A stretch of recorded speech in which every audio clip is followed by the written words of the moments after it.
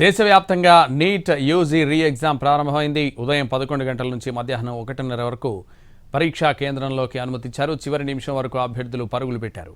కొందరు ఆఖరి నిమిషంలో పరీక్ష కేంద్రానికి చేరుకోగా మరికొందరు సమయానికి చేరుకోలేకపోయారు. నిమిషం నిబంధన ఉండడంతో వారిని లోపలికి అనుమతించలేదు.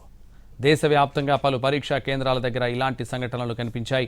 నిజాం కాలేజ్ ఎగ్జామ్ సెంటర్కు 5 నిమిషాలు ఆలస్యంగా వచ్చారు ఇద్దరు విద్యార్థులు. ఎంత బతిమాలినా లోపలికి వెళ్లేందుకు అనుమతి ఇవ్వలేదు అధికారులు. దీంతో వెనక్కి వెళ్లిపోయారు. మహబూబాబాద్ జిల్లాలోని ఓ పరీక్ష కేంద్రం దగ్గర కూడా ఇదే పరిస్థితి కనిపించింది.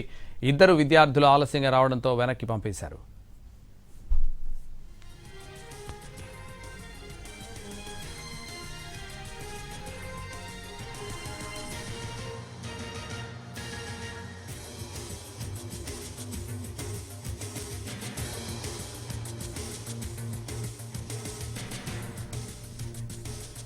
దేశవ్యాప్తంగా నీట్ యూజీ రీ ఎగ్జామ్ ప్రారంభమైంది. ఉదయం 11 గంటల నుంచి మధ్యాహ్నం 1:30 వరకు పరీక్షా కేంద్రంలోకి అనుమతించారు.